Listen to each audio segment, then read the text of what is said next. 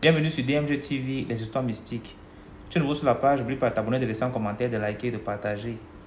Tu veux raconter une histoire, envoie ta demande ici en direct et tu vas nous raconter ton histoire mystique. Mystique, s'il vous plaît. Pas des histoires de romance, des histoires romantiques. Bah, m'a barré. La femme a quitté le foyer. On est marié depuis 55 ans. Elle m'a laissé avec 5 ans. Non, ça ne nous concerne absolument rien. Les violences, le truc de violence conjugale, là, on n'est pas dedans. Oh, celui-ci t'appelle sa femme là. Non, non, non. Il y a la bagarre au quartier, le tueur a explosé à Yaoundé. Non. Quand on ne sera pas président, il sera président. Ça ne nous concerne pas ici. Hein? Non. Au Cabral, Libya a fait comme ça. Oh, Alassane Ouattara, Washington, Donald Trump a fait. Ce n'est pas pour nous. Ici, c'est les histoires mystiques. Donc, tu as une histoire à raconter mystique. Et s'il vous plaît, quand vous racontez les histoires, ne traînez pas trop.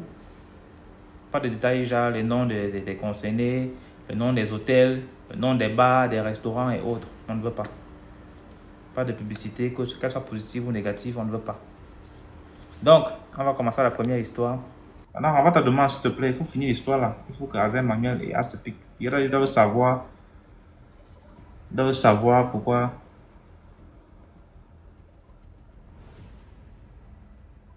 Surtout mes chats. Bien.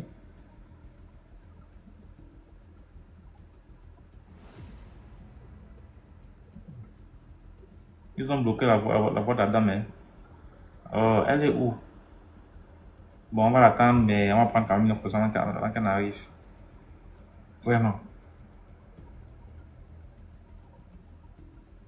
Même toi, DMG. Je sors, moi, voici s'il est minuit ici. C'est avec vous ici, non? Bonsoir. Bonsoir. Bonsoir. Bonsoir. Madame. Ok, moi c'est Corinne et je suis camerounaise. Oui. Ok. Bon, l'intitulé, chacun va trouver l'intitulé qu'il va donner à mon histoire. Moi je vais commencer. Ok. J'étais partie à Douala. Ceux qui connaissent Douala.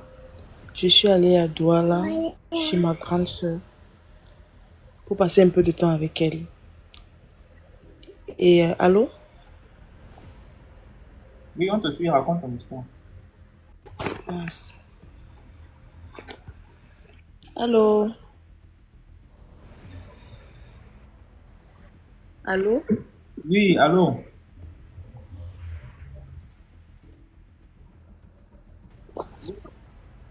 Oui, ça a coupé là, ça a coupé. Ok, je suis partie à Douala pour passer du temps avec ma soeur. Et puis en rentrant ici sur Yaoundé, j'ai pris une agence. Et bien quand je suis montée, oh là là, quand je suis montée dans le bus, je me rends compte qu'il n'y a plus assez de place. Enfin, il n'y a plus les places, il n'y a plus de place derrière parce que j'aime bien m'asseoir derrière quand je monte dans le bus. Alors, il y a juste les places, je peux dire derrière le chauffeur, mais à droite. Alors, il y a un papa qui est assis. Le papa me propose de m'asseoir à côté de lui. Je trouve son geste gentil, donc du coup, moi, je m'assois sans peur, sans crainte. Quand je m'assois, on roule et tout, je me rends compte que le chauffeur roule vite. Le chauffeur roule vraiment vite, donc je commence à prier. Et le monsieur me regarde, le papa qui est assis à côté de moi, il me regarde. Il me dit, ma fille, tu es chrétienne? Je dis oui. Il me dit, tu es croyante? Je dis oui. Il sourit. Après, il me laisse encore quelques minutes. Après, il revient. Il me dit, est-ce que ton Dieu... Il me demande, ton Dieu te donne ce que tu veux? Je dis, bien sûr qu'il me donne ce que je veux. Enfin, il me donne ce que je veux au bon moment. Il me dit, parce que s'il ne te donne pas ça, il me dit, si tu demandes à ton Dieu 100 000, là maintenant, est-ce qu'il pourra te donner ça? Je dis, si c'est nécessaire pour moi, il me le donnera. Après, il me répond, c'est beaucoup trop de contraintes. Viens dans mon église, comme ça, je vais te présenter à ma part de Dieu qui te donnera tout ce que tu veux. Il commence à me rassurer que non, t'inquiète pas, hein, c'est pas la secte. C'est le même Dieu que tu pries, mais c'est juste que les appellations sont, les appellations sont différentes. Je suis perplexe, je réfléchis. Après, au milieu du voyage, je dis, ok, il n'y a pas de souci. Enfin, et puis il me dit, la messe, comme chez vous, la messe c'est le dimanche. Chez nous, la messe c'est le samedi. Je dis qu'il n'y a pas de souci. Alors on cause tout au long du voyage, on parlait d'autres choses, on apprenait à mieux se connaître. Déjà que c'est pas quelqu'un qui était vraiment très âgé, il était quand même assez mûr quand même. Alors on arrive à destination à Yaoundé. Vraiment ça. On arrive à destination à Yaoundé. Il me demande où j'habite. Je lui dis non, j'habite pas loin de l'agence. Il me demande de m'accompagner. Je dis non, c'est pas nécessaire vu que j'habite pas loin, je vais juste traverser la route et tout. Il me dit ok. Après, il y avait une grosse voiture, son chauffeur qui est venu le chercher. On s'échange de numéros. Après, il part. C'était un mercredi de voyage. Alors, il m'appelle le vendredi soir. Il me dit n'oublie pas que notre rendez-vous, c'est demain. Je passerai te chercher où on s'est laissé. Je dis qu'il n'y a pas de problème. Alors, le samedi matin, il m'appelle aux environs de 7h30. Il me dit qu'il va passer à 10h me chercher. Quand moi je cause avec beaucoup avec ma maman, j'essaie de lui expliquer que voilà. Ma mère, que tout ce qui concerne Dieu, elle est partante. Elle n'a vraiment pas vu le mal. Elle me dit néanmoins, je veux que tu prennes de celle-ci, tu essaies de mettre ça sur ton corps et prends aussi cette quantité pour que tu essayes de me bénir le sel là-bas en rentrant. J'ai dit ok, je prends le sel béni. C'était une toute petite quantité, vu que c'était déjà fini. C'était une toute petite quantité que j'ai pris. Et puis j'ai mis ça, déjà je me suis lavé avec, et puis j'ai mis le reste dans mon sac. Alors, quand j'arrive, je vois qu'il est garé là au carrefour, près de l'agence. Je monte dans sa voiture, on commence à rouler. Ensuite, il me donne des oranges. Il me dit que non, il faut que tu prennes, il me propose des oranges, des fruits avec des oranges. Je prends les oranges, je suce les oranges. Mais je me rends compte que ça prend du temps, ça dure. Parce qu'on a vraiment roulé. On a roulé longtemps. Après, je me suis même endormie. Je me réveille, je m'endors parce que les oranges qu'il m'a données m'ont énormément fatiguée. Donc du coup, je m'endormais à chaque fois. Jusqu'à ce qu'on arrive. Quand on arrive, quand j'ouvre les yeux, je me rends compte qu'on arrive où à gauche il y a les herbes, à droite il y a les herbes. Ce qui me réveille, c'est qu'il klaxonne. Quand il klaxonne, je me réveille. Quand je regarde, je vois une énorme maison. Je vois déjà des maisons de Nollywood, là, les films nigériens. Là. Je vois une énorme maison. J'ai eu la chair de poule. Je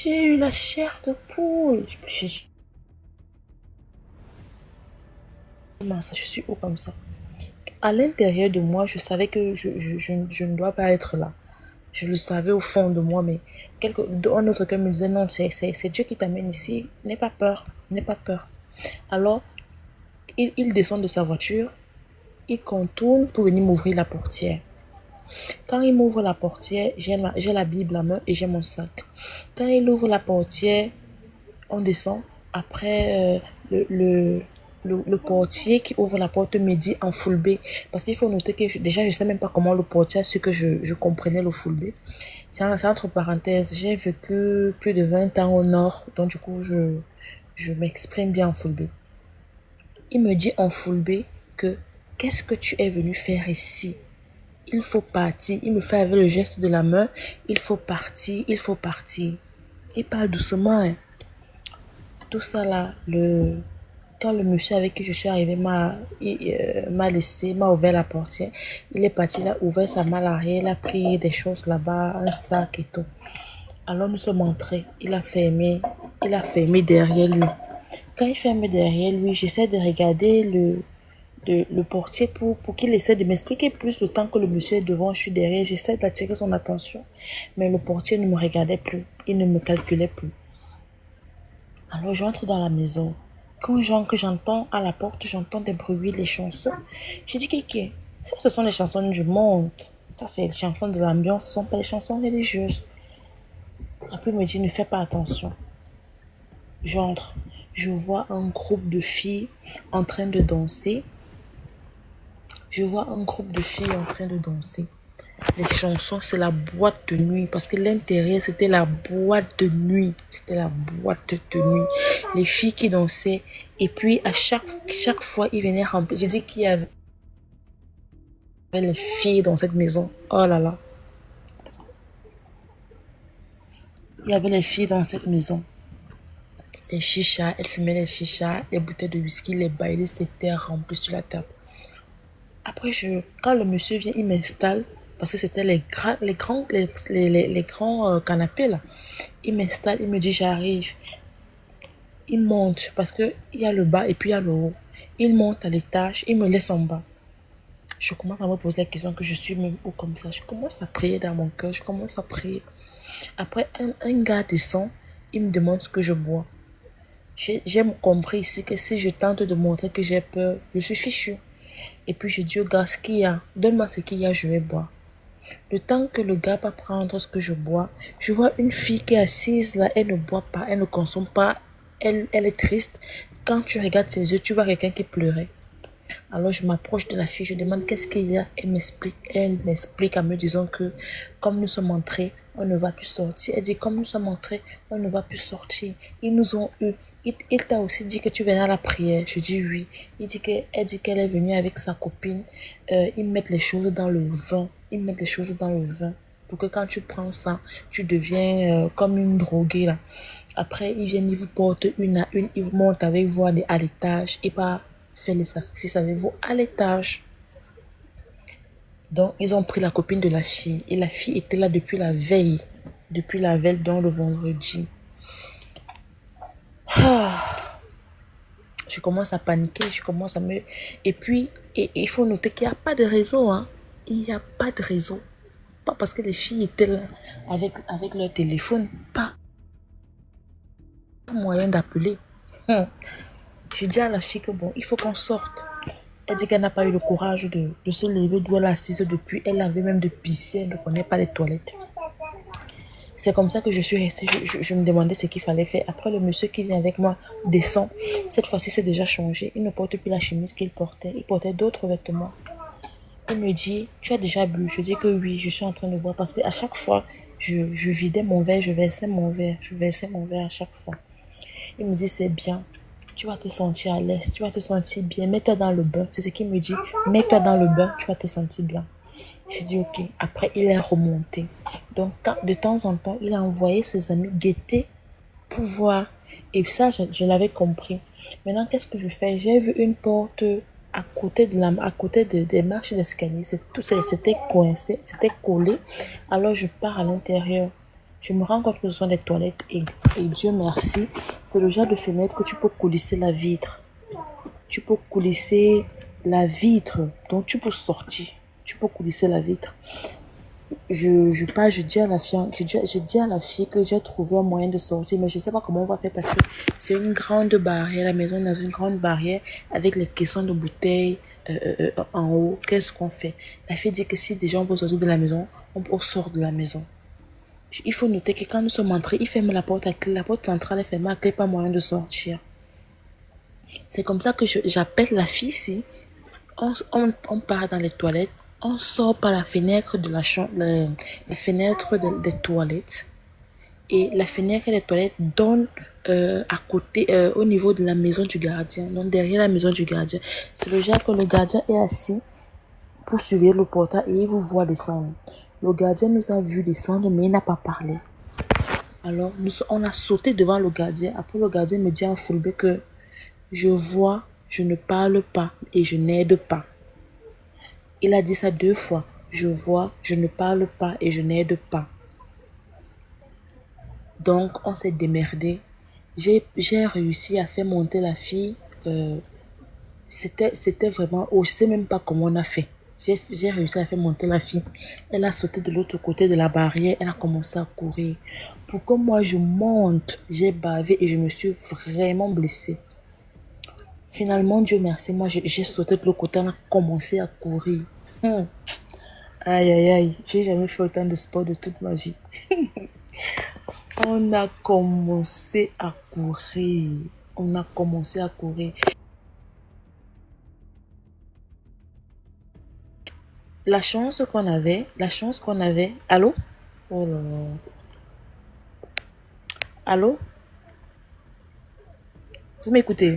Oui, Ok. oui. La chance qu'on avait, c'était qu'il y avait les... La chance qu'on avait, c'est qu'il y avait les hautes herbes. Vous voyez les hautes herbes là. Donc du coup, quand on commence à courir, on entend le bruit du portail. On ouvre le portail, les voitures commencent à démarrer pour nous suivre. On se couche donc à plat ventre. Parce que quand toi tu es couché à plat ventre, on ne te voit pas. Les herbes te cachent. Les gars, ont commencé à prendre la route. Oh là là. Il y avait peut-être des 7 ou 8 voitures qui ont commencé à défiler là. Les voitures commençaient à défiler. Les voitures commençaient à défiler. Comment les gars nous cherchaient. Ils cherchaient partout. Sauf à un endroit tellement évident. Parce que le chemin qu'on a pris, c'est le chemin que n'importe qui allait penser à prendre en sortant de la maison.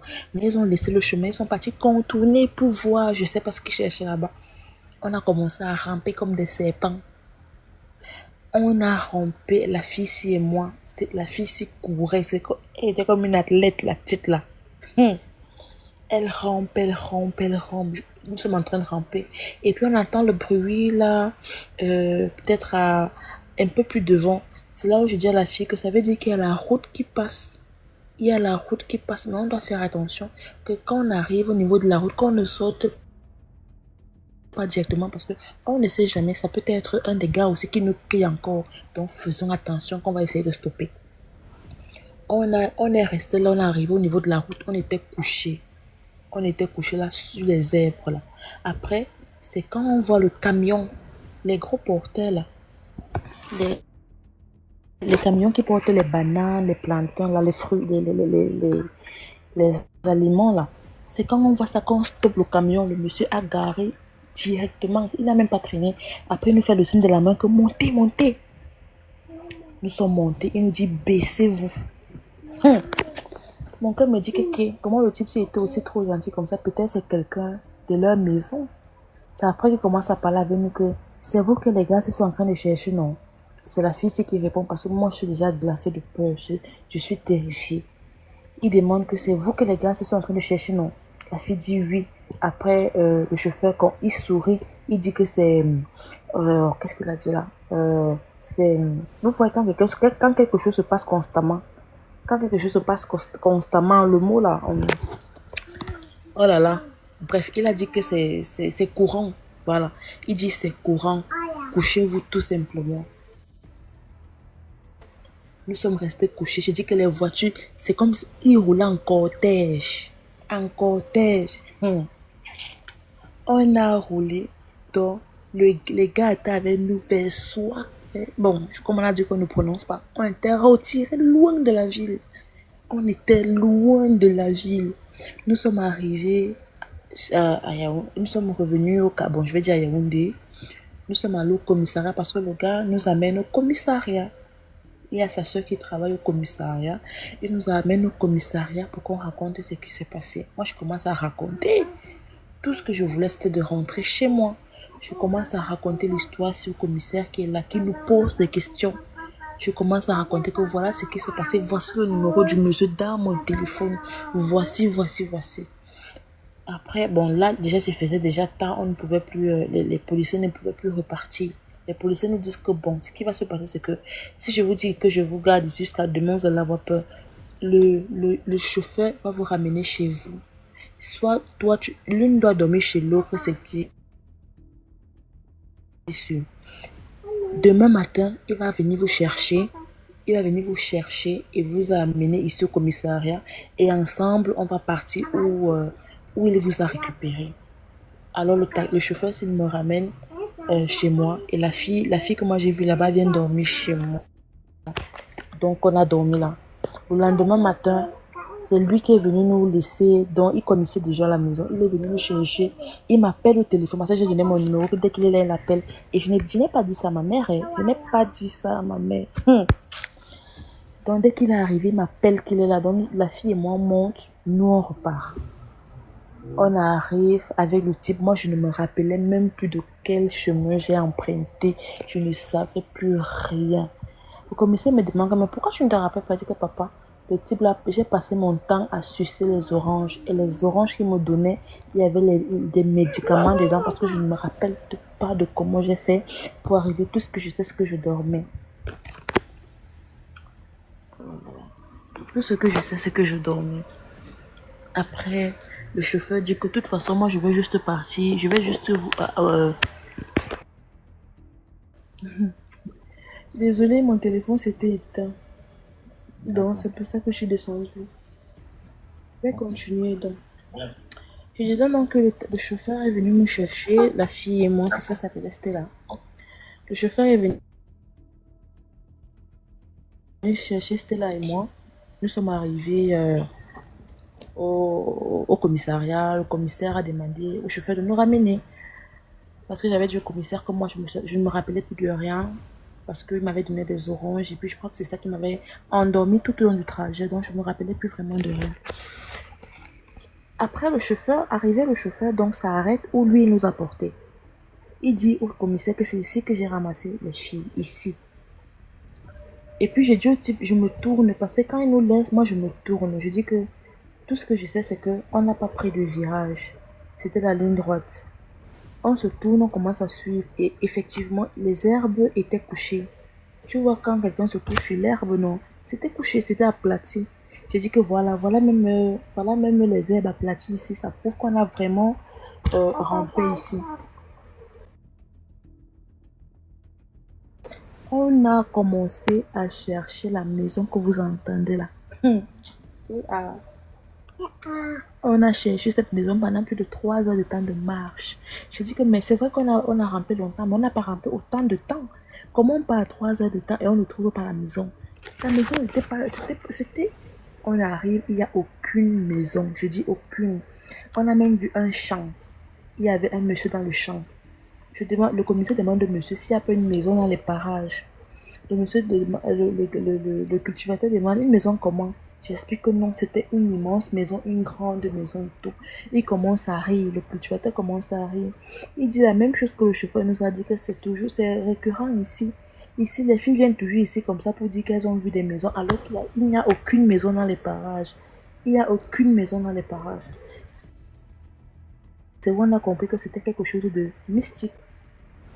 Le commissaire a commencé à nous moraliser là que vraiment l'argent et tout. C'est là qu'on explique au commissaire que ça n'avait absolument rien à voir avec l'argent. Moi, c'est un péché peut-être que je suis très très curieuse. J'ai un esprit très curieux et c'est la curiosité qui m'a amenée là-bas. Après, j'ai dit au commissaire que voici le numéro du monsieur. Essayons un peu d'appeler le monsieur. On appelle le monsieur et s'il vous plaît, le monsieur répond au téléphone. Le commissaire me dit, fais comme s'il fait semblant. Moi aussi, j'appelle, je commence à causer, il me demande, s'il vous plaît, il est très poli, très gentil. Il me dit, mais, parce que j'ai donné un faux nom. Il me dit, mais Léonore, tu es où? Tu es parti sans dire au revoir, est-ce que c'est comme ça qu'on fait? Je dis que c'est vrai, je me sentais pas bien. Ouais. Je causais avec le monsieur là comme si lui et moi n'avait aucun souci. Il me dit, tu es où maintenant? Dis-moi juste où tu es, je viens te chercher, il faut qu'on discute. Le commissaire me fait avec la main que oui, parle. Je dis ok, je suis au niveau de d'Odja. Il me dit ok, d'accord, je viens te chercher, il faut qu'on discute vraiment. Les choses ne sont pas passées comme, tu sais pas comme tu crois. Excuse-moi si je t'ai fait peur. En tout cas, je viens, j'arrive. Je suis allée à Tang parce que j'avais dit que j'étais à Santa Lucia.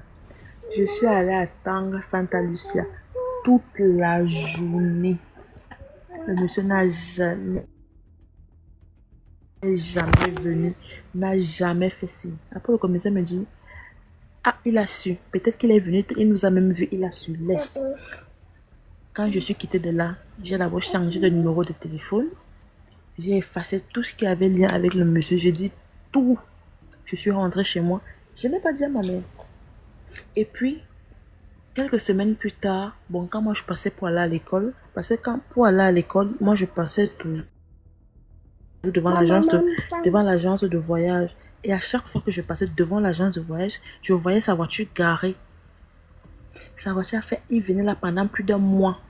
Pendant plus d'un mois pour voir, je sais pas ce qu'il voulait. Pendant, il était qu'il gare, il sort, il s'adosse sur sa voiture. À chaque fois que je partais à l'école, et parfois je rentrais de l'école à 17h, je le voyais toujours là. Pendant plus d'un mois, il était garé. Et après ça, je n'ai plus jamais entendu parler de lui. Je n'ai plus jamais rien su de lui. Même, on dit souvent que même les suggestions d'amis de Facebook là, Facebook fait souvent une sorcellerie là que dès que tu vois quelqu'un se met en route, après quelques temps, tu vois suggestion d'amis de cette personne. Je n'ai plus jamais eu la suggestion d'amis. Je n'ai jamais eu la suggestion d'amis. Rien du tout. Voilà alors mon histoire. Permettez-moi maintenant de vous raconter notre histoire, c'est possible? Non, non, on va prendre une autre personne. Il y a plusieurs personnes. Allô? C'est possible? Non, on va prendre une autre personne. Non, non. Ok, d'accord, ok, d'accord. Ok, d'accord. Ok, ok, super, ça va. Merci pour l'histoire.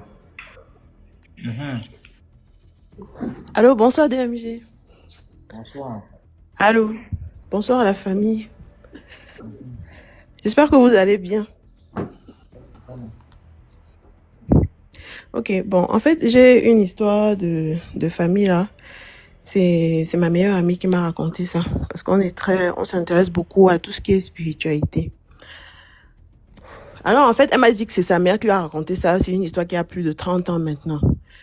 La petite sœur de sa mère est partie en mariage à Douala. Et la famille, en fait, restait à Yaoundé. Donc, quand elle est tombée enceinte, quand elle était presque à terme, son mari a dit que il faut qu'elle aille accoucher chez sa mère au village. Bon, la go est partie. Bon, il faut savoir que l'enfant qu'elle portait, c'était le premier-né, le premier enfant de ce monsieur qui lui-même est le premier enfant de sa mère. Ouais, c'est très important à savoir ça. Bon, la fille, apparemment, elle a accouché normalement et tout, tout s'est bien passé lors de l'accouchement. Voilà, maintenant, sa famille à Yaoundé, dont la mère de la fille, quoi, a dit à la maman de ma copine qu'il faut que tu ailles voir ta sœur au village qui a accouché pour voir comment elle se porte, comment va l'enfant.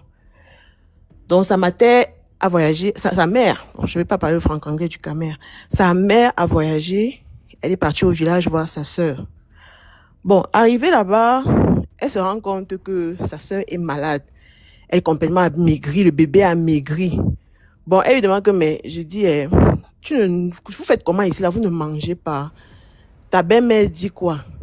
La fille dit que, la belle-mère aussi là, comme ça. Bon, quand maintenant, elle dit que, mais quand l'enfant prend le sein, c'est comment? Elle dit qu'il n'apprécie pas. Bon. Maintenant, sa sœur, bon, tu sais, souvent au village là, avant, quand une femme vient d'accoucher, on appuie ton sein, non, pour voir c'est comment on appuie le sein. On se rend compte que c'est le pus qui sort du sein. Et l'enfant n'appréciait pas ça. Et il était tout amaigri. Un enfant d'à peine 1 mois. Bon, elle dit, mais l'affaire, c'est compliqué. Bon, maintenant, elle décide qu'elle va aller, en route, acheter le lait maternisé, là, qu'on vend dans les pharmacies, dans les boutiques. Bon, maintenant, alors, en sortant de la clôture, comme je ne sais pas si vous connaissez un peu les clôtures au village, bon, à l'ouest Cameroun, bon, les Camerounais peuvent savoir. C'est des clôtures en bambou, là, c'est pas vraiment des clôtures en ciment comme en ville et tout. Je sais pas si vous m'entendez, là. Oui, très bien, très bien. Allô? Ok, d'accord. Donc maintenant, elle se peut pas sortir. Maintenant, quand elle sort, elle voit un immense serpent noir qu'elle n'a jamais vu de sa vie. D'après ce que ma copine me dit, qu'elle n'a jamais vu de sa vie.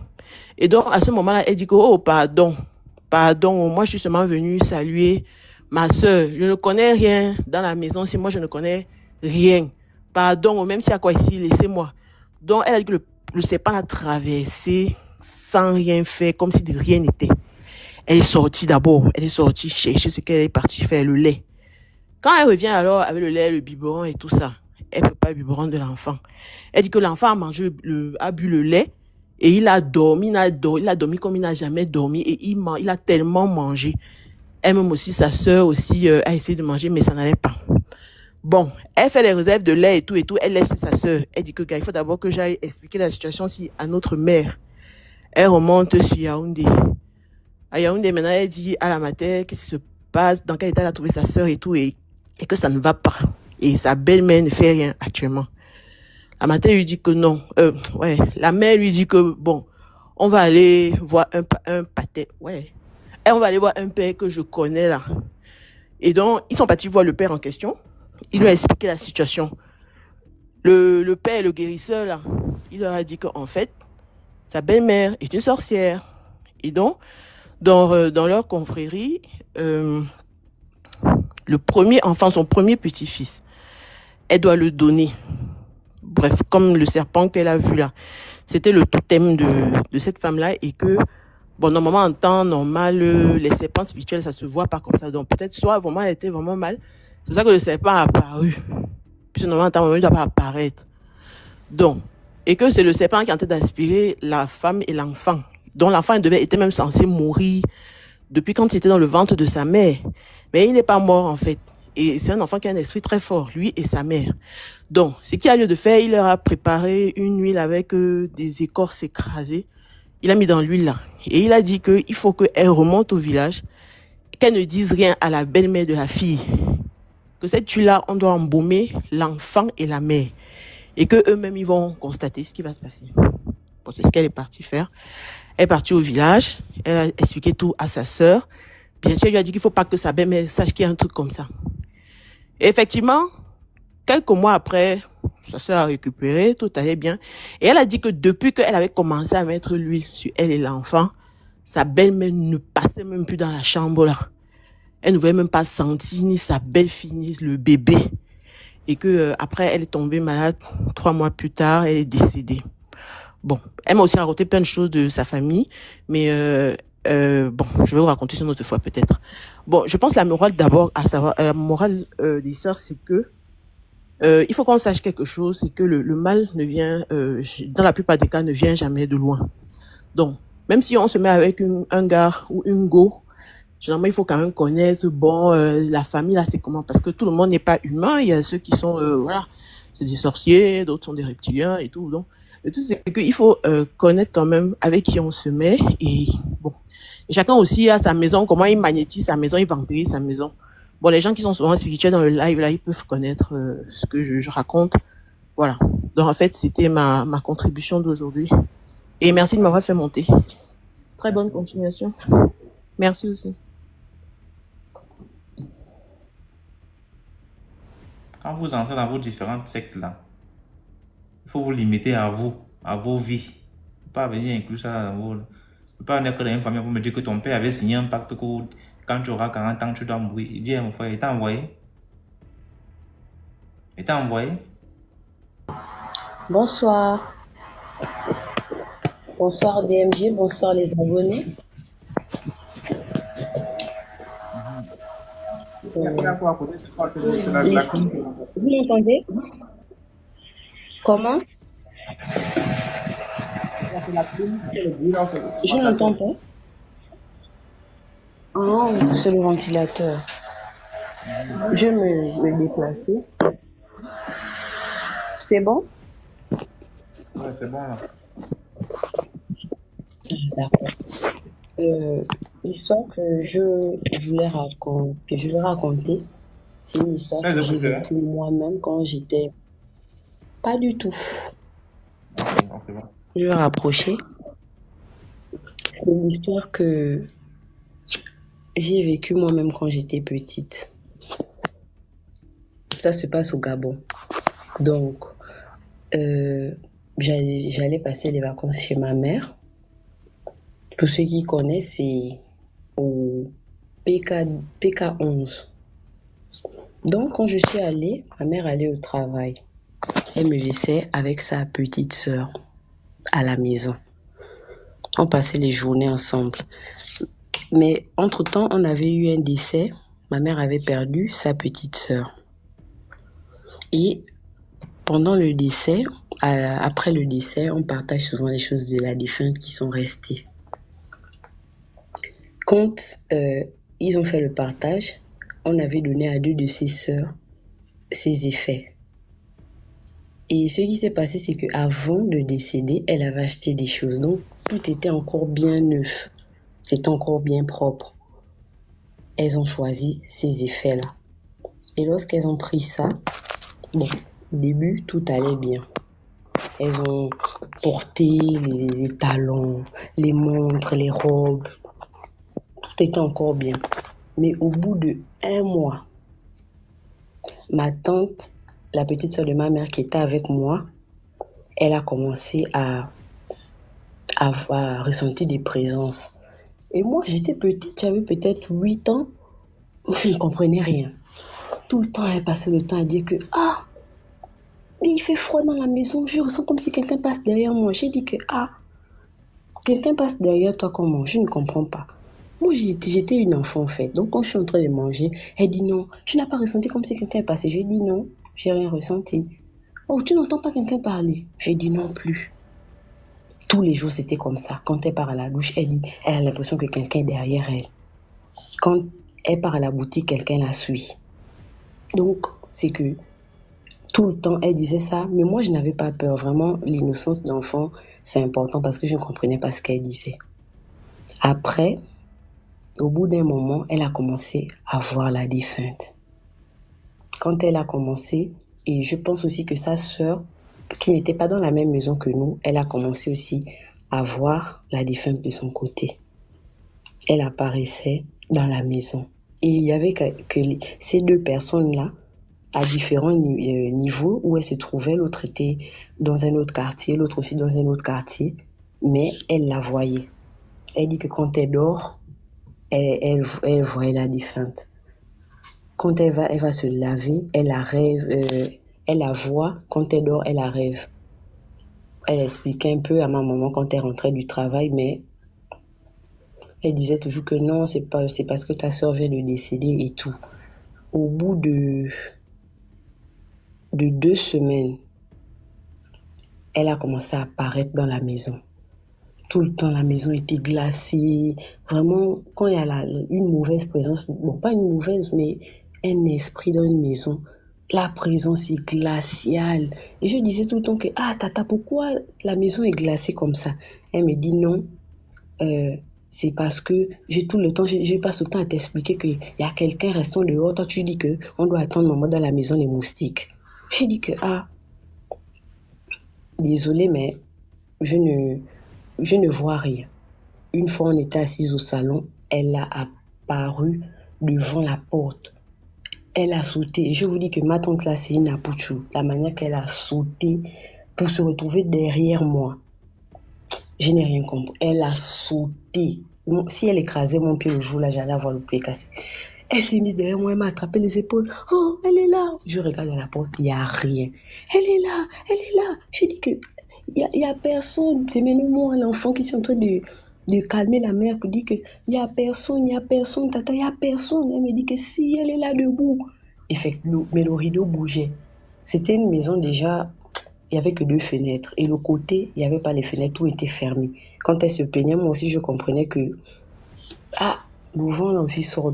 C'est vrai que depuis là, il y a le froid, mais peut-être qu'il y a le ventilateur, je ne vais pas regarder, il n'y a rien. Mais elle me dit qu'elle est là debout. Une autre fois, il y avait la fille de l'amie de ma mère qui est venue passer le week-end. Elle a fait les mêmes choses comme si c'était la folie. Oh, les enfants sortaient de la maison, elle est là, elle est là. Elle a fini par dire que lorsqu'elle vient, et l'autre là-bas disait ça, elle me demande de lui rendre ces effets que j'ai pris. Mais je me dis que quels effets que j'ai eu à prendre avec elle. J'ai dit que mais moi je ne connais pas, il faut demander à maman. Elle a expliqué un peu ce qu'elle rêve. Elle dit qu'elle vient lui tendre la main pour lui dire que rends-moi ce que tu as pris qui m'appartient. Elle dit non, moi je n'ai rien pris, je sais que je ne me reconnais que je n'ai rien pris. On s'était un peu chamaillé avant qu'elle ne décède, mais je n'ai rien pris d'elle, j'ai rien pris. L'autre aussi, disait ça. Bon, c'est les maisons des filles. Quand il y a des filles, on se chamaille. Mais tu peux pas imaginer que quand l'autre va mourir, elle va venir te redemander les choses que tu as pris d'elle. Et c'était un peu comme dans la maison, un peu de concurrence. L'autre, tu as les meilleurs habits et tout. Mais elle, quand elle est décédée, elle est revenue pour venir demander à ses sœurs de lui rendre ses habits. Elles ont refusé la première fois. Elle apparaissait tout le temps.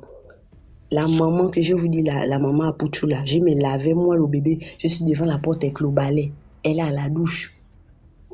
Oh! Elle est dans la douche, moi, je suis en train de monter la garde parce qu'elle avait peur. Elle n'allait plus à la boutique seule. Partout, j'allais avec elle. On était ensemble collés. Je ne jouais même plus la journée. Les copines, je n'arrivais même plus à aller chez mes copines jouer parce qu'elle était effrayée. Et celle qui était venue passer le week-end avec nous avait aussi dit ça à maman que mais elle empêche l'enfant de jouer parce qu'elle a peur. Puis j'ai dit j'ai expliqué aussi à ma maman que c'est vrai que quand elle dit qu'il y a souvent la maison est glacée, c'est vrai, j'ai ressenti que la maison est glacée. Mais maman, elle m'empêche de jouer. On lui a dit que ok, on va un peu parler aux aînés et tout. Quand ils sont allés en famille, on a aussi expliqué que l'autre, là-bas, sa sœur, ressentait les mêmes choses. Et elle allait même jusqu'à lui porter, mais elle a attrapé le cou pour lui dire que tu refuses de donner mes habits, tu refuses de donner mes habits. Je ne savais pas que moi je peux pas prendre les choses d'un défait donc.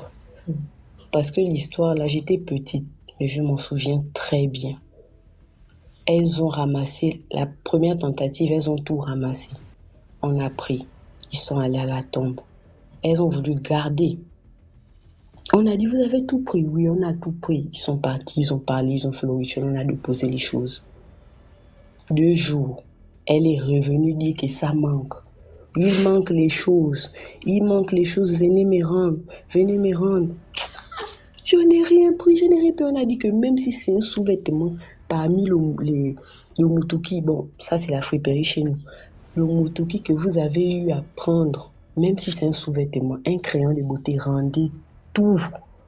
Oh non, on n'a plus. On a dit que si vous mentez, il n'y a pas de souci. Elle va continuer à venir vous demander. Et effectivement, elles ont menti. Elle a continué à demander jusqu'à ce qu'elles étaient fatiguées.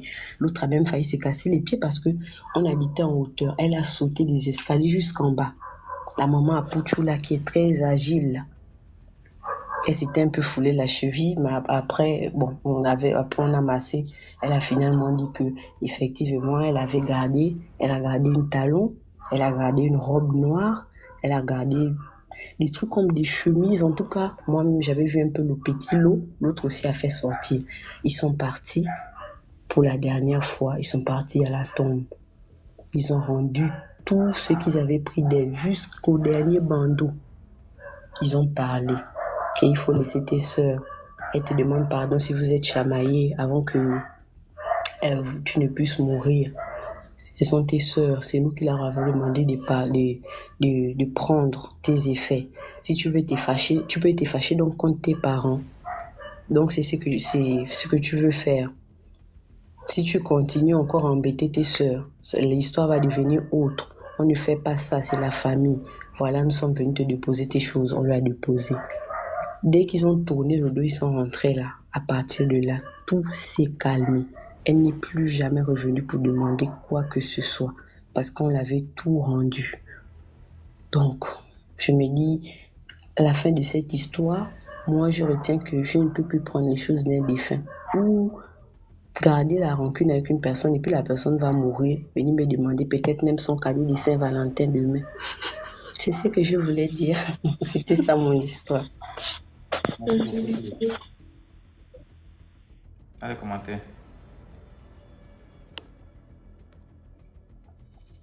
Les dettes ne sont pas bien, les dettes. Quelqu'un meurt, tu as son argent, il faut comprendre qu'il peut venir te prendre. Donc, remboursez vos dettes là. Quelqu'un meurt, tu peux avoir ses habits pourquoi? Même si tu es mon frère, tu meurs, soit en boule, ses habits, soit, je ne sais pas comment on va faire ça. Moi, il porte l'habit de quelqu'un qui est mort, comment? Non. Je ne sais pas moi là.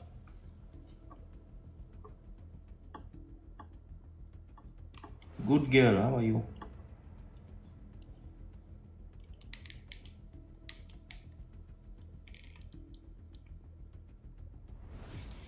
C'est comme c'est le partage.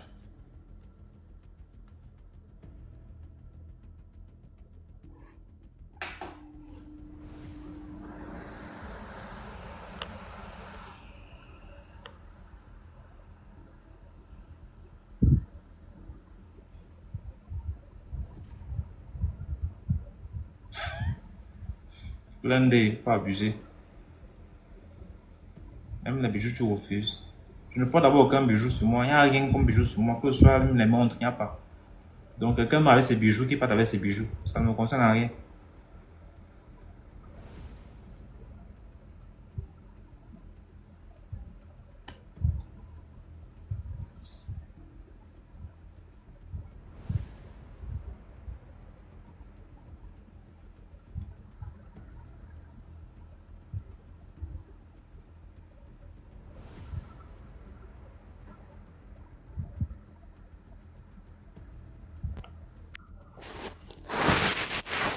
Allô? Oui, bonsoir. Oui, bonsoir DMG. Bonsoir à tous les spectateurs de DMG. Les spectateurs célibataires. Bon, je veux vous raconter une histoire d'un ex à moi. Au Cameroun, en 2016, il vendait au machin Koulouloun. Il avait les employés, tu vois, les gars qui soulèvent les chaussures, qui déballent les chaussures là. Il avait 4 tables à lui seul. C'était du genre, il ne levait même plus les chaussures, il s'asseyait juste derrière là, il observe après. Il déballe à partir de 11h, il a presque tout déballé. Le soir comme ça, on revient. Genre, c'est pour installer, pour que ceux-là qui peuvent ramasser, le reste le font. Le gars vivait lui comme ça, tranquille. Il prenait la marchandise en bopi. Donc, il prenait le lundi, il versait l'argent peut-être le jeudi, il peut prendre même la marchandise de 5 millions. Il sait que bon, si je dispatche sur tous les tables là, avec tous mes gars, d'ici jeudi, j'aurai déjà tout vendu. Les écouteurs. Non, j'ai pas d'écouteurs. Ok, là c'est mieux parce que je passe. Ah d'accord, j'ai juste changé la position du téléphone. Maintenant, le gars, il reste 2 ans, 3 ans. Son argent, il suffisait que bon, tu sois dans sa voiture comme ça, tu es en train de rentrer du boulot, il passe te prendre, ou c'est toi qui le trouves là-bas pour te déposer à la maison. Maintenant, on est en train de rouler dans l'embouteillage de Bonamoussa a dit marché, Kouloulou, tu imagines un peu l'embouteillage qu'il peut avoir là-bas. Si tu dis que mais la voiture qui est devant là, elle est belle, hein, les petites Toyota là, je sais même pas comment on appelle ça. 3 jours après, le gars va aller acheter la voiture là pour t'impressionner, alors qu'il n'a même pas encore conçu la maison. Il dit que mais mon frère, achète-toi d'abord un terrain, fais-toi d'abord une petite cabane, on ne sait jamais. Tu sais, le marché, ça vient, ça part. Il dit que je maîtrise. Il dit ok. Ouais, tu vois, le genre de gars qui fait comme les parvenus, tu vois aussi là, tu l'observes, c'est bon. Mon temps est arrivé, moi j'ai pris mes clics et mes claques et je suis partie en Europe. Une semaine que j'arrive ici, le gars par derrière, il a pris la marchandise, c'était la fin de l'année. Il est là où il prenait sa marchandise, il part pour remettre l'argent. Le monsieur dit que non, ils ont déjà travaillé longtemps ensemble. Il faut que lui maintenant, il participe, qu'il entre dans la réunion, que c'est pas tout le temps qu'il faut qu'il lui montre déjà le chemin. Le gars dit le chemin de quoi? Je précise, j'ai oublié, sa maman, elle est déjà comme si les voyantes là, et son papa est marabout. Le gars a vite compris. Il a dit que j'ai compris.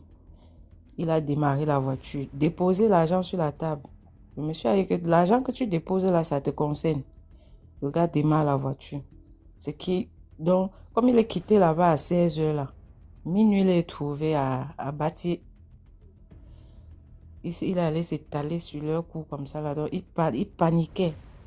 C'est sa mère maintenant et son père. Il a expliqué. Son père a pris les écorces, tout ça là. Il a dormi qu'au milieu des écorces. On a travaillé sur lui. 2 jours après, il prend la route pour rentrer. Il a fait un accident où, même pour vendre le moteur à 10 000, il ne pouvait pas vendre. Mais il est sorti indemne. Il a fui Douala, aller à Yaoundé. Aller voir sa tante à Yaoundé pour se rétablir un peu. Il arrive à Yaoundé, il passe un peu de temps. Sa tante, elle a une auberge là-bas. Sa tante a voulu le soutenir. Ouvrir un petit magasin pour qu'il parte prendre les chaussures propres. Là, il nettoie, il remet, il refait un peu sa vie. On a cassé son magasin là le 24 décembre. On ne passe pas le toit, on casse le magasin. Maintenant, sa tante encore dit que ce n'est pas grave. On a maintenant coulé la dalle, puisque le magasin, c'était toujours le magasin de sa tante. On a maintenant coulé la dalle. Les gars sont venus percer le mur par derrière, toujours en décembre. Donc la fête n'est même pas encore finie. Il avait à peine déposé le sac, il n'avait même pas encore installé. On est venu retirer. Il est parti avec sa tante chez un père là. C'est là où on lui dit que toute ta vie, comme on a travaillé sur toi là, non, toutes tes chances, tu vas tourner à rond comme ça. Il n'y a rien à faire. Donc, comme tu ne peux pas mourir, comme tu ne peux pas adhérer, c'est ce qu'ils ont pris de toi. Aujourd'hui, les gars arrêtent les chaussures comme ça à main. Ils se baladent dans la ville de Yaoundé pour vendre. Et quand tu entends les histoires, tu te demandes, mais est-ce que c'est vraiment vrai? Mais tu vois une personne qui avait 3 voitures, qui était là dans un luxe, dans sa tête aussi, c'est quoi. Maintenant, tu comprends que même boire l'eau glacée, il faut qu'il transpire. Donc, ça, c'était ma petite histoire. N'importe qui peut tirer sa part de conclusion ou comment dirais-je? D'accord. Merci beaucoup pour l'histoire. Merci à toi aussi, DMG. Dans les commentaires. Bonsoir, DMG. Bonsoir. Bonsoir, la famille. Alors, moi, je suis très contente encore, après beaucoup de mois, hein, de remonter sur ton live. Je sais pas si tu reconnais ma voix. Ça fait vraiment longtemps, hein. J'avais vraiment perdu espoir quand tu avais perdu ta chaîne YouTube. Franchement, je m'intéressais plus. Tout ce que je voyais là-bas, je me disais que bon, c'est encore les voleurs là.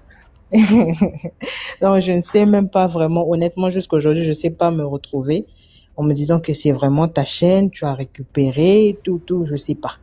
Donc, bref. Mais en passant, j'apprécie la chaîne DMTV, DMG de production. En tout cas, j'ai aimé ça. Ouais. Merci. Voilà. Là, je me suis rappelé d'une histoire concernant la dette. Je dirais la dette, entre parenthèses, mais l'argent du partage après le décès. Je me rappelle l'année 2024, là. Non, l'année 2023. En décembre 2023, j'ai perdu ma petite sœur. Tout ça remonte simplement au fait que mon oncle, après le décès de sa mère, qui est ma grand-mère, ils ont eu à partager les biens et toutes ces choses-là. Les enfants ont eu leur part, la famille de la défunte aussi a eu la part. Comme toujours, la famille, quand elle a sa part, donc on charge certaines personnes d'aller donner, de remettre à qui de droit, ceux qui sont très loin, parfois ceux qui sont au village et toutes ces choses-là. Donc, il s'avère que mon oncle, ayant pris l'argent, ayant gardé l'argent du demi-frère, si je dois le dire comme ça, de ma grand-mère, il avait dit, bon, c'est l'argent de maman, je peux toujours emprunter, je vais toujours le rembourser. Mon oncle, là, vraiment, franchement, depuis que je le connais, il a toujours ce problème d'argent-là. Il emprunte, il remet difficilement. C'était toujours notre grand-mère qui remboursait à sa place, Parfois, on le sortait même des prisons à cause des dettes des gens. Mais c'est un homme très intelligent. il a travaillé également, mais avant qu'il trouve même le travail, là, vraiment, c'est comme s'il avait de la poisse, qu'on l'avait jeté quelque chose. Vous savez, les personnes intelligentes, là, mais qui, pour trouver du travail, c'est un peu, comment on appelle, difficile. Mais tu sens que c'est une personne qui a un bagage. Bref. L'oncle a emprunté l'argent. Alors, pour rembourser l'argent, c'était un peu difficile. La personne commençait à demander son argent. Ah, mais tu me rends mon argent quand il dit, ah, mais je n'ai pas l'argent et tout et tout. Alors, il va prétexter quelque chose pour arriver en ville. Il dit que je suis malade. L'oncle, du vivant de la grand-mère n'a jamais fait appel à son frère, là, à son demi-frère, là, de quitter le village là-bas pour venir en ville et le soigner. Elle envoyait l'argent, elle faisait traiter à distance. Pourquoi? Parce que leur demi-frère là, il connaissait les choses de la nuit. Donc la grand-mère ne voulait pas vraiment le mettre vraiment proche de lui. Donc l'oncle, pensant être très intelligent, très rusé d'ailleurs, il se disait que lorsqu'il va faire venir ce monsieur-là en ville, prenant ses soins médicaux en charge, il allait certainement peut-être apaiser un peu son cœur concernant la question de l'argent. Donc le monsieur est arrivé. Quand le monsieur arrive, ça ne traîne pas vraiment. L'oncle commence à avoir des petits soucis au boulot. On commence à le coincer un peu, des histoires comme ça. Et ma petite sœur là, elle commence à avoir une toux qui ne quitte pas. On pensait avant que c'était la tuberculose. Ça a changé. Après, elle a commencé à maigrir. Elle n'avait plus l'appétit. Et donc, ma petite là, elle était les petites adolescentes qui sont obèses là. Bon, en tout cas, elle était obèse. Mais la petite a fondu d'une certaine manière que nous tous, on n'a pas compris. On s'est dit, est-ce que ça, c'est le sport que tu fais à l'école là-bas qui t'a fait fondre comme ça ou comment? Mais la petite avait maigri au point où on voyait ses clavicules. Elle était devenue pâle, elle mangeait plus. Ah, mais qu'est-ce qu'il y a, ma petite? Non, j'ai pas faim. On la forçait comme ça. Elle ne mangeait pas. Parfois, l'appétit revenait. Alors, un jour, mon oncle qui avait fait venir l'autre monsieur là du village, puisque lui et son grand frère, c'est-à-dire l'aîné de nos oncles, ils ne s'entendent pas vraiment depuis le vivant de notre grand-mère, ils ne s'entendaient pas vraiment. Alors, le monsieur qu'on a fait venir du village, il est parti dans la parcelle voisine, puisque mes deux oncles, là, leurs parcelles sont juste collées. Il est parti dans la parcelle de l'autre oncle, parler en mal du second. L'autre, il vient, donc il y a eu une petite dispute entre les deux oncles. Lui, il intervient, il profite de l'instant, il intervient. Alors, mon oncle qui l'avait fait revenir du village, il s'est interposé, il a dit, toi, tu peux me faire quoi? Arrête-moi ça. Donc, il a commencé à se chamailler, tout, je vais te casser la gueule et des choses comme ça. Il dit à mon oncle, bon, je vais donner un prénom. Eric, toi, tu veux blaguer avec moi? Toi, tu peux me frapper. Moi, je vais te faire pleurer. Je vais te faire pleurer. Toi, tu me connais. Tu ne me connais pas, je vais te faire pleurer. Maintenant, mon oncle, comme il avait l'habitude aussi de régler ses histoires avec les poings, il n'a pas compris la profondeur même de cette parole-là. Vous avez les personnes qui habitent en ville et les personnes qui habitent au village. Quand quelqu'un te dit « je vais te faire pleurer », ce sont des adultes. On ne parle pas peut-être là de la boxe, mais il faut être un peu discerné, avoir un esprit de discernement pour peut-être comprendre. Alors l'autre oncle a compris, il s'est tu. Le second, il a dit « ah non, je vais te taper de toutes les façons. Tu sors de chez moi. » Il a chassé. La même nuit, là, il a chassé et tout. Il a dit, tu pars, tu prends tes affaires et tout. Je ne paye plus ton billet, tu retournes au village, tu te débrouilles. Alors, les autres oncles, tout le monde là, les cousins de mes oncles, ils ont cotisé de l'argent, ils l'ont renvoyé au village. Ça n'a pas traîné. La maladie de ma petite sœur s'est empirée. Chez nous, au Congo, il y a une maladie. Déjà, moi, je connais pas cette maladie-là. Je sais pas comment vraiment elle se développe, comment on la traite. Mais on dit qu'on la traite à la traditionnelle. On appelle ça Mobeke. Je n'ai jamais compris ça se développe comment, mais la petite avait cette maladie-là. On a traité, rien du tout. Après, elle avait des problèmes d'aller à la selle. Après, à un moment donné, on était surpris. On s'est dit, bon, on doit l'emmener à l'hôpital. Son oncle, qui est l'oncle de ma petite sœur, qui était pharmacien, je sais pas, médecin, quelque chose comme ça, il était venu quand même consulter l'enfant à la maison. Il touche, il parle, rien. On a dit non, c'est trop. Il faut qu'on emmène quand même l'enfant à l'hôpital. Ils ont arrêté la traditionnelle. Quand ils emmènent l'enfant à l'hôpital, on dit que l'enfant ne peut pas repartir. Le lendemain, les médecins décident de l'opérer parce qu'ils ont dit qu'elle avait une inclusion intestinale. On fait l'opération réussit. 2 jours plus tard, quand il y a eu la fuite que l'enfant a été opéré, l'état de santé de l'enfant dégringole. Il a fallu qu'on coupe encore les intestins de l'enfant. Donc, du coup, ça l'avait déjà mis dans une position où l'enfant ne pouvait plus faire des selles normalement. On était quand même content. Même si elle avait cette sonde-là, au moins elle était en vie. Donc, ça n'a pas traîné. Quand la nouvelle s'est un peu éparpillée là, l'enfant a dit elle voulait voir son père. Elle voulait voir son père. Elle a salué son papa et tout. Maintenant, on avait un pasteur qui était venu voir. Il arrive là. Il voulait causer avec ma petite sœur. C'était notre pasteur. La petite était fatiguée. Elle a dit non, je veux parler avec le pasteur demain. La même nuit là, elle parlait avec son père. Elle a dit non, j'ai rêvé, Mémé est en train de toucher ma tête. Elle me touchait ma tête, me disait ça va aller. Alors, les gens ont pris ça pour de l'espoir que non, l'enfant va se rétablir et tout. Elle dit à son père, je veux voir maman.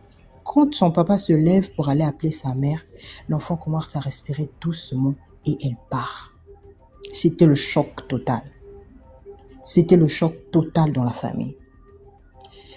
Ça me fait encore mal parce que la dernière fois quand j'ai parlé avec elle, je lui avais dit, t'inquiète pas, on va passer l'année 2023 là, on va se revoir l'année 2024. Ça me fait encore de la peine parce que elle venait à peine d'avoir son bac, elle était encore très jeune. Quand il y a eu toutes ces choses-là, vous savez, on est des Africains, on va toujours chercher et tout. Ils sont partis chercher. C'est là où on va comprendre que la brèche avait été ouverte par son père. Et comme dans ces histoires-là, il y a des coalitions, des histoires comme ça. Du côté de sa maman aussi, il y avait quelqu'un, il y avait quelqu'un qui cherchait une tête. Donc, on avait demandé la tête d'une fille vierge. Donc, la petite s'est tombée à pic. Le papa avait ouvert une porte à cause des incompréhensions là, à cause du fait qu'il avait l'argent de quelqu'un qui n'avait pas encore remis. Et on lui avait dit, l'argent là ne peut que sortir de ta poche pour rembourser à cet homme-là. Il avait demandé à mon père de lui prêter de l'argent. Tout le monde a dit non, ça doit sortir de ta poche parce que c'est symbolique. Si quelqu'un d'autre te prête l'argent, c'est comme si cette personne-là a acheté ton problème et si la personne-là avait du mal, avait les intentions de faire du mal, ça peut retomber sur la personne qui t'a prêté. Alors, mon père avait dit, je ne peux pas prêter cet argent-là. Tout le monde dans la famille lui avait dit, tu dois chercher l'argent. Mon père, c'est son beau-frère. Alors, l'enfant est parti, on a eu un regret, mais tout ce qu'on a retenu là-dedans, c'est que quand on te demande de donner l'argent de quelqu'un, il faut aller donner. D'abord, c'était parti d'un décès, c'est l'argent parti d'un décès, c'était le partage. Il avait droit à cet argent-là. L'argent n'a pas été rendu à la personne et au lieu de le remettre ça avec un esprit humble, il a voulu aller avec la force et il a perdu. Aujourd'hui, puisque la personne là lui a dit reste avec l'argent là, reste avec l'argent là, lui il commence à se dire bon, j'ai déjà perdu mon enfant, qu'est-ce que je veux encore à perdre? Les autres se sont fâchés, les autres ont dit toi tu nous as ramené ce problème dans la famille. Aujourd'hui là, il ne veut plus quitter la maison familiale qui est au village là-bas parce que toi tu lui dois de l'argent. Il faut rembourser cet argent. Il dit non, moi j'ai déjà perdu ma fille, je peux plus. Les autres ont dit que avec ce que tu as vécu, on ne veut pas encore subir.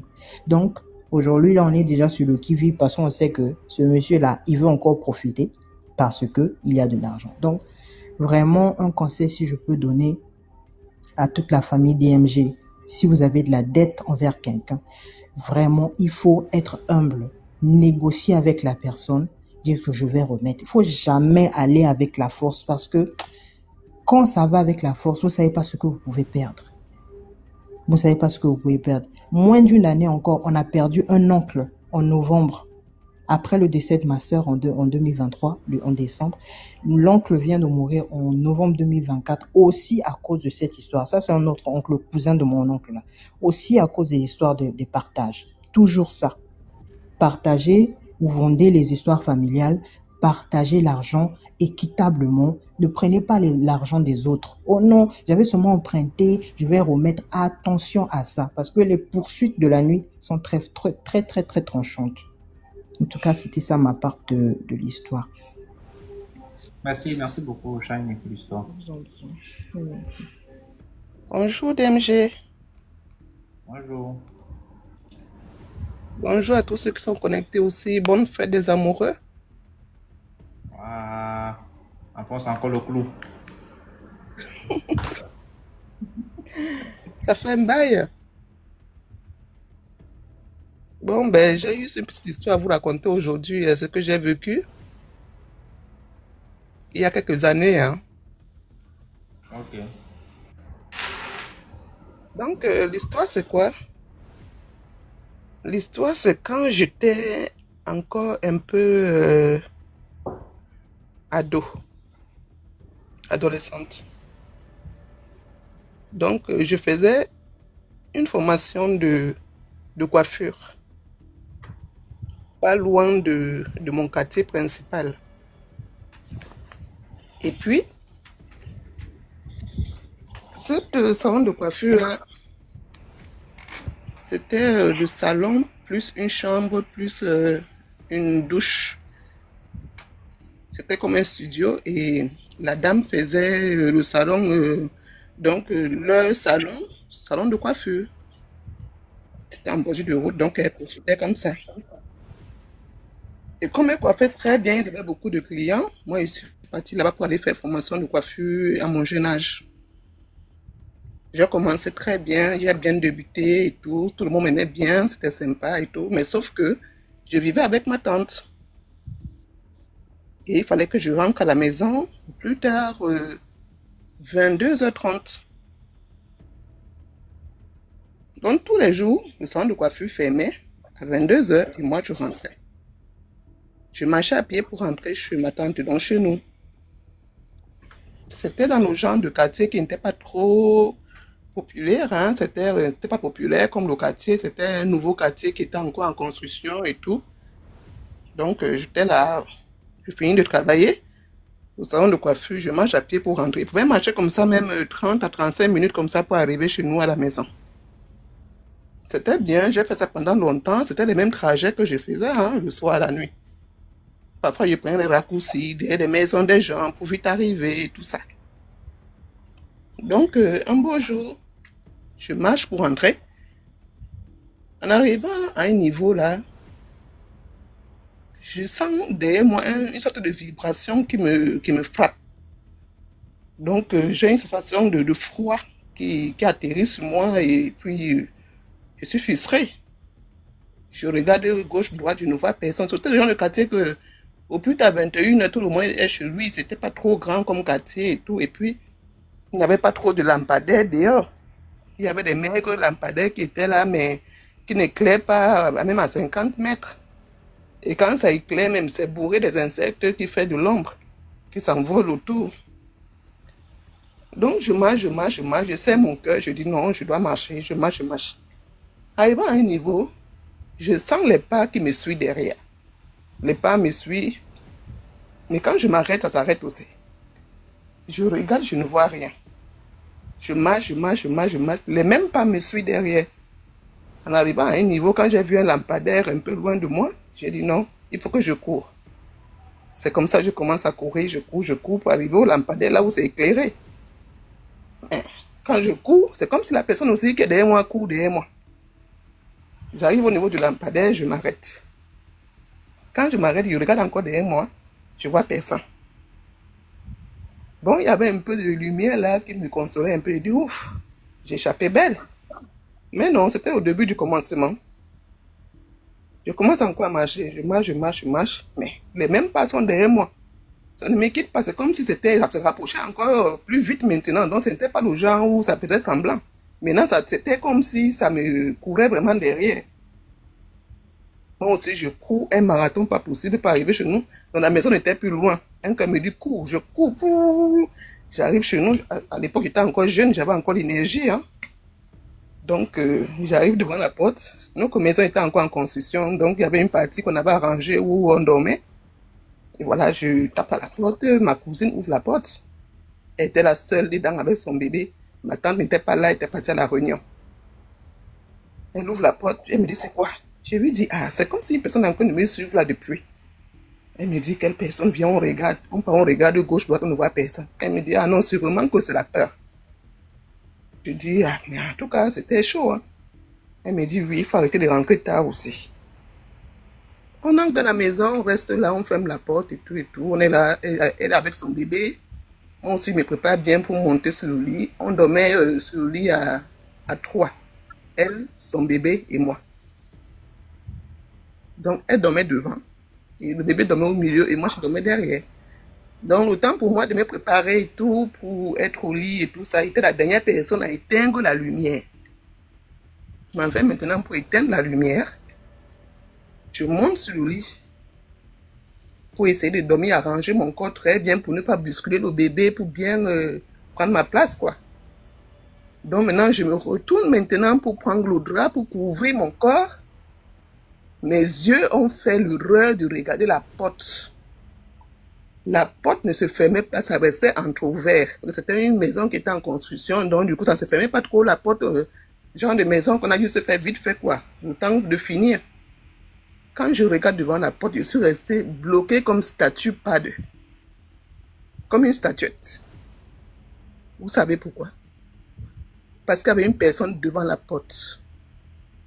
Mais cette personne, c'est qui? Cette personne, c'est exactement moi. Comme je suis, ma taille, mon corps, mes yeux, mon nez, ma bouche, ma tête. Comme j'étais exactement habillée cette soirée-là. Moi-même, je me vois en face, moi-même devant la porte. Je suis allongé sur le lit, mais je vois une personne comme moi qui est devant la porte, en train de me braquer les yeux dessus, en train de me regarder. Et là, j'étais bloqué, impossible de crier, impossible de bouger. J'étais en train de vouloir passer ma main tout doucement, comme ça, pour pincer ma cousine qui est à côté de moi. Impossible. Ma main n'arrive pas avec ma cousine, c'est-à-dire que ça ne bouge même pas. J'étais là comme hystérique de peur. Mais cette personne, c'est exactement moi. J'ai dit, moi, je ne peux pas m'ignorer. Cette personne avait mes vêtements sur elle. Mes yeux, ma tête et le petit chapeau que j'avais sur la tête. Comme moi, exactement comme je me vois sur le miroir. Je vous jure, je suis restée. C'est passé en quelques secondes, hein, mais j'ai vu ça comme une éternité. Après, la personne a tourné le dos, a fait comme si il partait en marche arrière, comme ça, là, il a tourné son dos, il est parti. C'est là où j'ai eu la force. J'ai encore secoué ma cousine, vite, vite, vite. J'ai dit, tu n'as pas vu, tu n'as pas vu. Elle me dit quoi? Je dis, il y avait une personne ici devant la porte, tu n'as pas vu. Elle me dit, quelle personne? Mais c'est quoi avec toi aujourd'hui? Tu es d'abord venu ici en courant qu'on te suit derrière. Maintenant, c'est qu'il y a une personne devant la porte. C'est comme ça que je l'explique, comme je vous explique là. Elle me dit que non, mais là, ça doit être que la peur que tu es venu dehors avec. Je dis, non, il y a une personne ici qui était ici là. Je l'explique, elle me dit que maman dort, m'a parlé demain. Je dis, je tremblais de peur. Dormir même la nuit, là, nous dépassait, nous deux. On tremblait comme deux feuilles. Et le bébé qui est là, qu'on doit gérer, qui pleure aussi, commence à pleurer. Et c'est comme ça que Dieu merci aussi, le matin est arrivé. Ma tante est venue, on a expliqué à ma tante et tout, mais elle va dire quoi? Elle a seulement dit qu'il faut prier. On est resté là et tout. J'étais juste abasourdi. Jusqu'à aujourd'hui, l'histoire là me traumatise encore. Quand je pense à ça, je me dis, mon Dieu, parce qu'il y a des jours que je dormais dans cette maison là toute seule. Il y a des jours que ma cousine a porté son bébé pour aller chez son copain. Et ma tante était une jeune tante. Donc du coup, elle aussi est partie pour aller voir ses gars. Il y a des jours que je rentre du salon de coiffure, il n'y a personne à la maison. Donc imaginez-vous que je me retrouve dans cette maison seul ce jour. Et que cette personne qui me ressemblait, mon double là, venait me trouver là-bas. Qu'est-ce qu'elle allait faire? Peut-être me finir là-bas et prendre ma place. J'ai pensé à ça jusqu'à aujourd'hui que je ne trouve pas de réponse. Je me suis seulement dit que Dieu, vraiment, c'est même Dieu qui a fait que ma cousine soit à la maison ce jour, vraiment. Il y a des choses qui se passent en Afrique. Hein. Il y a des choses terribles. Hein. Si on ne vous raconte pas, vous ne savez pas croire. Mais il faut vivre ça. Donc, quand je suis partie au salon de coiffure, j'ai dit ça à ma tata qui est là-bas au salon de coiffure, la patronne. Elle m'a seulement dit, mince, mais quelle histoire. Elle m'a fait comprendre que où tu rentres tôt maintenant, où tu dors au salon de coiffure. Papa, j'ai seulement préféré dormir au salon de coiffure. J'ai seulement, le quartier là me faisait un quartier bizarre. J'ai seulement dit, pardon, il faut vraiment dormir au salon de coiffure. C'est comme ça que j'ai commencé à dormir au salon de coiffure avec eux. Et j'ai appris mon salon de coiffure, moi, tranquillement, jusqu'à ce que, voilà, j'ai pris mon envol et suis parti ailleurs. Mais quelle histoire qui m'a traumatisé. Que j'ai grandi avec ça dans ma tête. Je vous raconte ça, comment ça s'est passé, point par point. Voilà ce que je voulais vous raconter ce soir. Merci beaucoup. À bientôt. Merci. Oui. Au revoir. Pour préciser aussi, c'est pas qu'en Afrique, hein. Les histoires qu'on a écoutées aujourd'hui ne sont pas toutes de l'Afrique. Il y a aussi les histoires qu'on a écoutées là-bas, à l'étranger. Donc, c'est un peu ça. Même en Europe, ça se passe. Les gars expédient les condiments de l'Afrique là-bas, le bois, tout. On expédie à tout, le cacao et autres là. Donc, ça ne peut pas dépasser les gars d'exporter aussi les écorces, des rituels et tout ça. Donc, c'est un peu ça. Vous faites les commentaires en bas, c'est vraiment plus intéressant. Et là où tout le monde pourra proposer son titre aussi, genre on va voter les titres qu'on va regarder. Je sais pas, ça va être combien de jours par semaine, ou bien je sais pas, ça va être des soirs, à partir de telle heure. Je fais une vidéo, chacun va leur expliquer aussi quand est-ce qu'on peut diffuser ça et combien de temps. Bref, on va faire une vidéo pareille. Il est déjà minuit 35 ici. C'est là qu'on va se séparer. Allez vous abonner à DMG Productions. Là, on produit des films inspirés des histoires mystiques. C'est vraiment intéressant. Comme ce qui a mentionné tout à l'heure, là, qu'elle aime vraiment la chaîne, c'est vraiment intéressant. On est déjà à plus de 34 000 abonnés, je pense. Donc, allez vous abonner aussi. C'est sur YouTube. Chaque lundi à 17 h, il y a un nouveau film. Et les histoires mystiques, les rediffusions d'ici là, ceux qui ont manqué certaines histoires là, ça va être posté. Donc, on va reposter demain sur YouTube DMG TV à 12h00. Si tu rates là-bas, tu vas prendre ça sur DMG TV Backup. Donc, tous les directs qu'on fait ici, on repose ça là-bas sur YouTube DMG TV. Donc, ne manquez pas d'aller réécouter. Si tu as une histoire qui t'a même marqué, que tu veux réécouter, c'est là-bas que tu vas réécouter ça. Ici, TikTok, des grands sont avec certains mots. Quand tu postes l'histoire, il y a des mots, machin, vous avez enfreint les règles de consigne communautaire. On est fatigué, donc c'est pourquoi on allait sur YouTube. Donc, merci à tous et passez une très bonne nuit. Surtout, priez avant de dormir. Ciao.